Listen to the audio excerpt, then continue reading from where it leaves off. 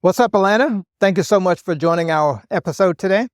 Today's episode will be on commitment, and we're going to talk about what causes either of the parties to think they're not getting commitment from the other, what causes one partner to not fulfill their obligation of commitment to the other, and then we're going to give you some solutions to fill the void of commitment as a problem. And we're going to tell you how to fix that. So, hi, I'm Al. I'm your host. Mrs. D is your co-host. Today, I want to take this topic of commitment, and I'm going to lead you through this conversation because I have some very specific thoughts about how this problem comes about and how we can fix it.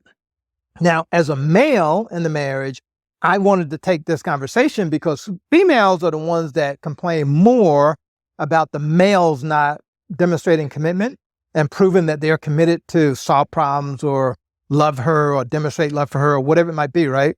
So that's the reason I'm taking the lead on this conversation.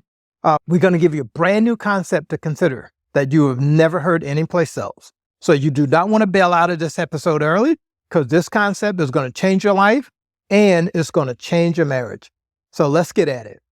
So let's first start the conversation. And by the way, this episode of commitment falls under the broader category of managing relationships. We know there's other topics we'll bring in to talk about managing household roles and financial roles. We know that to be true. We also know the third category is parental roles, right? But today we're going to stay on managing relationships. So commitment falls into a few different categories. So the first category is needs versus commitments, right?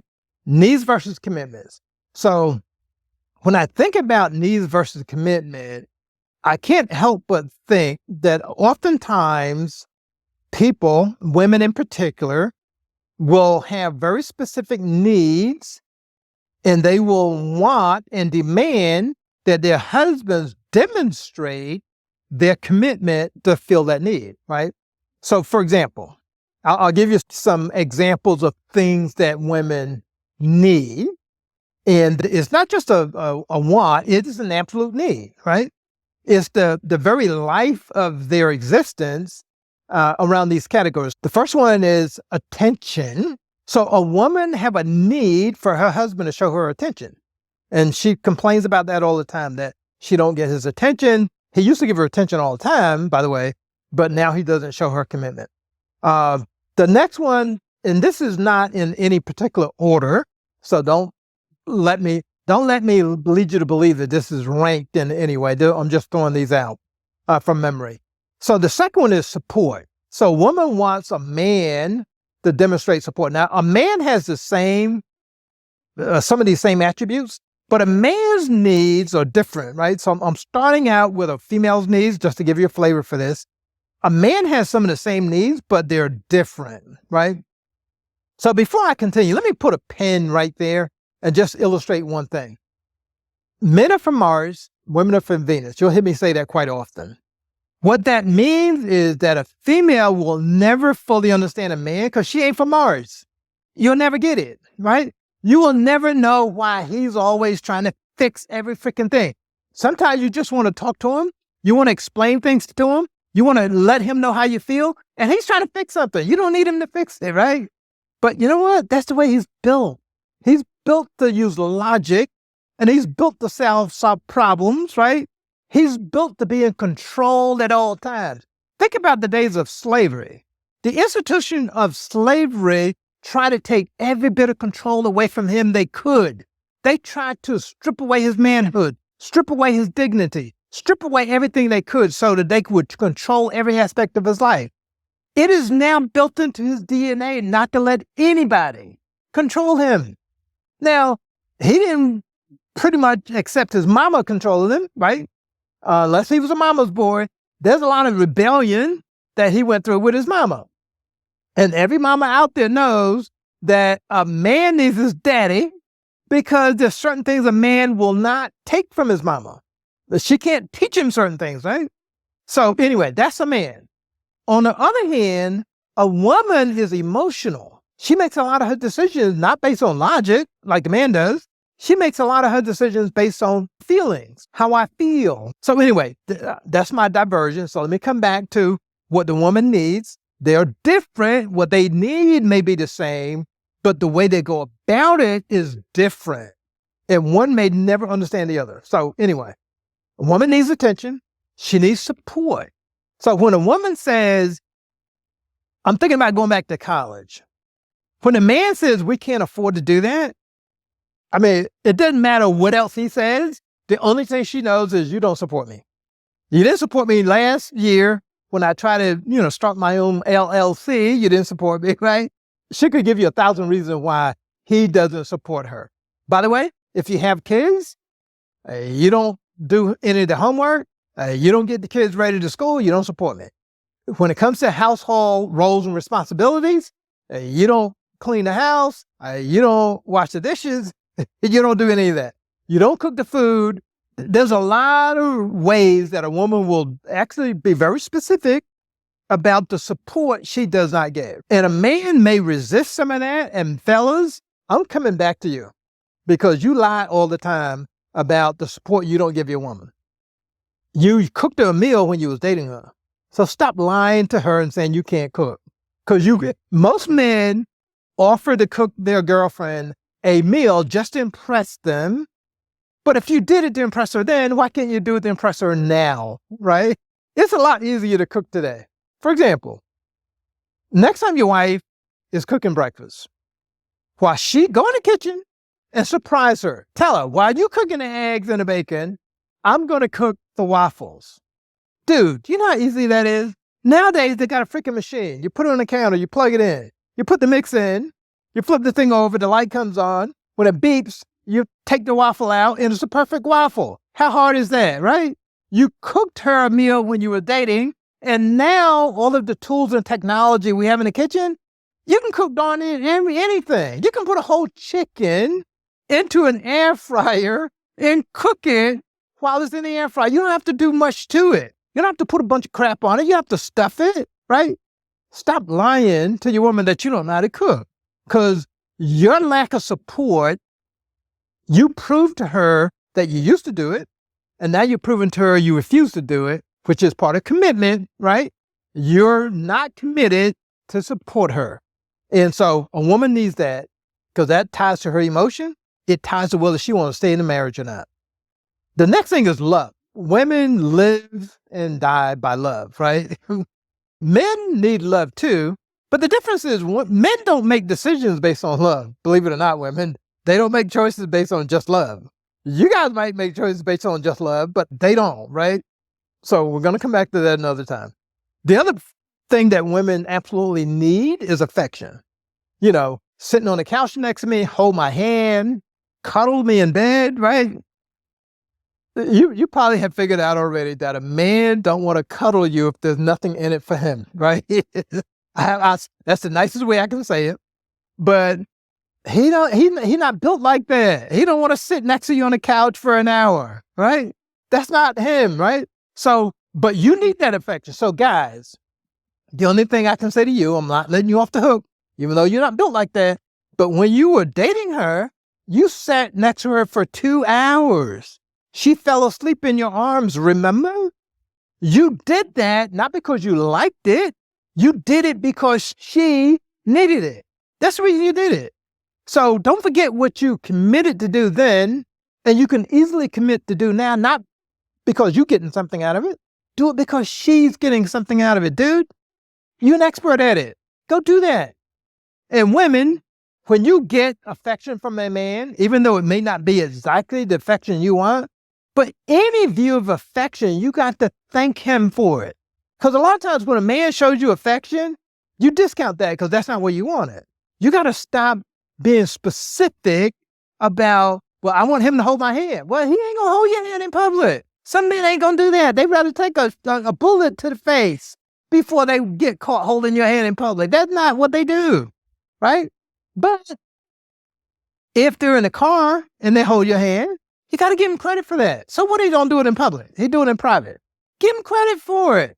So listening is another big deal that women want because they feel like men don't listen to them. Now, let's be clear about this with women because I want to try to help you. Listening is a big thing for you. You want to make sure your man's listening to you go on and on and on about the details of why you feel the way you feel. Because you are not from Mars. You haven't quite understood that he don't care sometimes about how you feel. Just get to the point, right? Tell him what it is that he needs to do. Tell him what he needs to fix. If you're trying to get him to understand something, say it. And then rather than beating him up on it, ask him, repeat back to me what you think you got from what I just said. And he'll repeat it back to you. Now, he's going to give you the short version. He ain't going to spend an hour giving it back to you the way you gave it to him. He's going to give you the summarized version, because a man is all about getting to the point, right? And you're all about feelings and making sure that and demanding that he understands your feelings. So we understand that that's what you need, and we understand that's not what you're getting, but there's two sides to this story. One, women, you have to understand that your needs are valid. Let me just say that, right? There's nothing wrong with those needs, but you have to accept two things. One is the man may not always understand nor care about why you need these things. He don't really care. He don't need an explanation about it. Just tell him what to do. And more than likely, he may do it. If you say it nicely, that is. Now, if you come at him, he ain't gonna do it. And that's the second thing I want to tell you, women, that the brain, according to science, says that when you go into conflict, when you're threatened, the brain has only two things it will do: fight or flight, right? You've heard this in college, or you certainly heard it in other ways. You will go into fight or flight.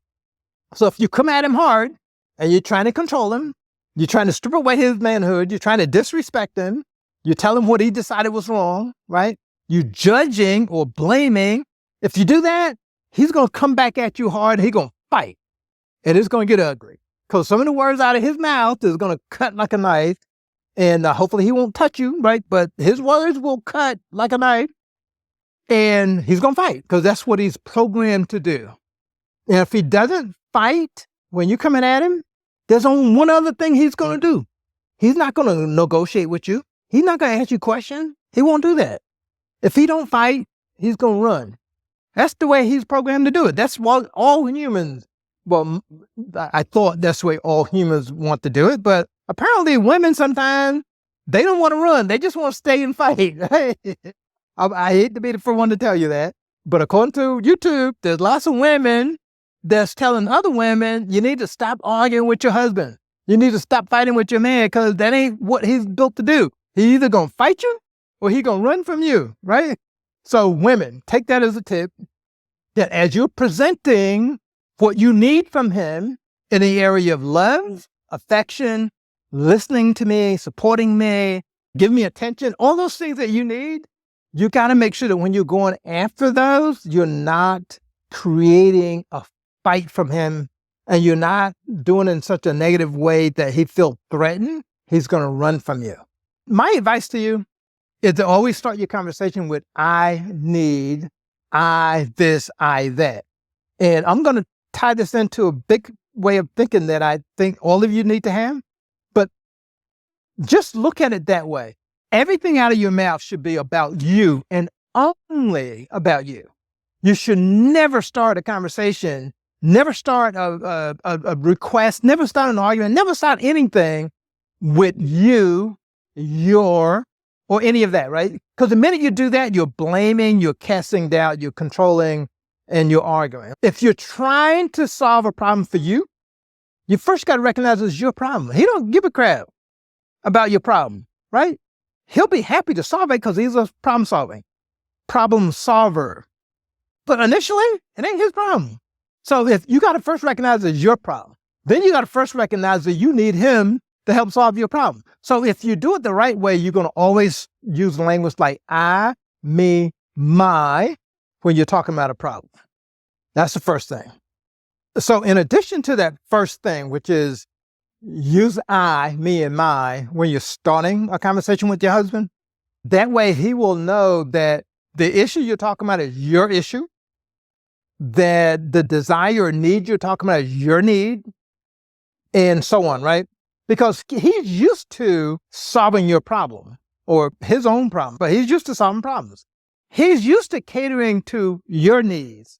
As long as you are letting him participate and control how he does it, right? He's used to doing that. He wants to do that.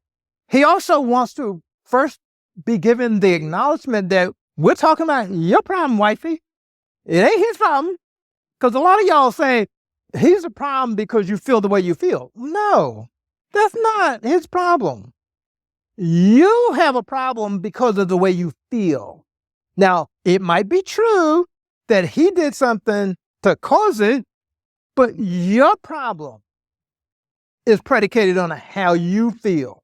So if you express it to him in such a way that he understands that you're bringing your problem to him, you're expressing your feelings that you're unhappy, that you're depressed, that you're feeling sad, or whatever it is, right? If you describe it as yours, then he don't feel attacked. Right now, he's not in fight or flight, right? He don't have a need to run because it ain't his problem. And he don't need to fight with you because guess what? It ain't his problem, right? So if you describe it in such a way that is yours and you need his help, right? He'll help you. And the difference now is you're not fighting over the issue. You're collaborating on how to fix it. So once you get into the conversation, and I'm going to come back to a very specific thing you can learn to help you be able to do this, right? But once you are able to collaborate, you'll find out that, the joker is going to know at some point that he caused the issue, right? He might already know that he pissed you off. He may already know that, right? So if you give him a chance to say, let me fix it, and that's the second tip that I want to pass on to you guys. So it's not important to shove down the man's throat that he caused the problem. Because fight or flight, right? He's either going to bite you or he's going to run, right? What's important is to solve the problem and make sure that he doesn't do it again, right? So if you start out by saying, my problem, I'm feeling depressed because of this or sad because of this, I need your help to help me solve this. He either already know he pissed you off, he already know that he caused a problem, he already know that he didn't do something he promised to do, or whatever it might be, or throughout the conversation, he's going to become aware that he did that. As long as he's not fighting or running from you, then he's going to help solve the problem. So it's going to work out 100% every time. I guarantee you, because that's the way a man's built. He wants to help you solve the problem, right? And it especially helps if he thinks he's solving your problem, he'll work double time. He'll work overtime on that one, right? To help you solve your problem. And let's say, for example, that your problem is that he doesn't do any of the housework. Let's say that's your problem. So what most of you women would do, you would come at a guy. You don't do any of the housework. You sit around watching TV all the time while I'm out doing all the cleaning and cooking and all the stuff with the housework, right? And you start blaming him. Then what you're saying may very well be true. The only thing that's not true is your approach is not the correct approach. You think I got to go at him. He's obviously sitting around watching sports all the time. I want to watch sports too. I love basketball too, right? But your approach is going to make him either fight you or run from you, right? So let me tell you how I would recommend that women do this. So let's say the housework thing, right? You know he's the one causing the problem, and you want to talk to him about it. Now, and I don't mean you want to get on him about it. You don't want to blame him for it, right? The way you approach it is say, I need to talk to you about something I'm really feeling sad about. And don't seem to have time to spend on things that I want to spend time on. I don't get enjoyment from my hobbies anymore. And I'm really sad. And I know that's affecting you because there's times you want to spend time with me. And when I come in the house, I got to cook for the family. Let me restate that. I know that the kids need to eat. I know the house has got to be clean. And I spend so much time doing those things that I don't have any time for me to do the things I enjoy. I feel bad. And I don't know how to fix that because I'm spending so much time cleaning the house. I'm spending so much time doing these things that I wish I had time to do the things I like, right? Now, women, take this clue. The man is not stupid. When you're saying all of those things, he knows his butt sitting on the couch after work watching TV. He knows you're doing all the cleaning. He knows you're doing all the cooking. You don't have to treat him like a 2-year-old to explain every little thing, right? He already knows he's screwed up, not screwed up. He don't know that yet, right? But he already knows what he does in contrast to what you do. But here's what you're doing. You're expressing your feelings, your unhappiness, not that he caused it. You're saying, I can't figure out how to be happy. I can't figure out how to get the time to do my hobbies and enjoy life, and it's making me depressed, it's making me sad. And that is affecting you, husband, in a negative way, right? Now, you don't have to say, I want to enjoy things like you enjoying things today, right? Don't do that up front. Save that to 10 minutes in, second, third round of the back and forth, right? Save that till later. Don't go in with that. Fight or run, right? So once you express it that way, his first inclination in you saying those things is, I want to make my wife happier. I want to make my wife enjoy life a little bit more. If she's getting depressed and she's getting lonely and she's getting all these things, that's not good for me as a brother, right? As a husband in the family, that's not good for me. So even if he does nothing more than a selfish, that whatever she's going through is not good for me, because she's not going to want to spend time with me. She's not going to want to sleep with me. Even if he makes it selfish, he still has something now that gives him a reason to fix it. So by listening to everything, and if she's very clear about explaining the little elements that's driving her crazy, then he can now, in his logical brain, he can take each of the elements and apply solutions to it, right? I just took you through a better way to do that. And I guarantee you can get to that place if you don't go at him fighting, if you don't go at him blaming, even though he might be at fault, right? But as long as you don't go at him, that's going to force him to either fight you or run from you, then you can get him to participate in a conversation where you can get to a point of negotiating and you can get to a point of collaborating and coming to agreement. Now, we have episodes that's going to deal specifically with setting marital goals in terms of how do I get to this agreement that I just referred to. So hopefully this episode on commitment was able to give you something new to think about and something new to try. And we hope that it will change your marriage and change your life. And until next time, have a blessed day.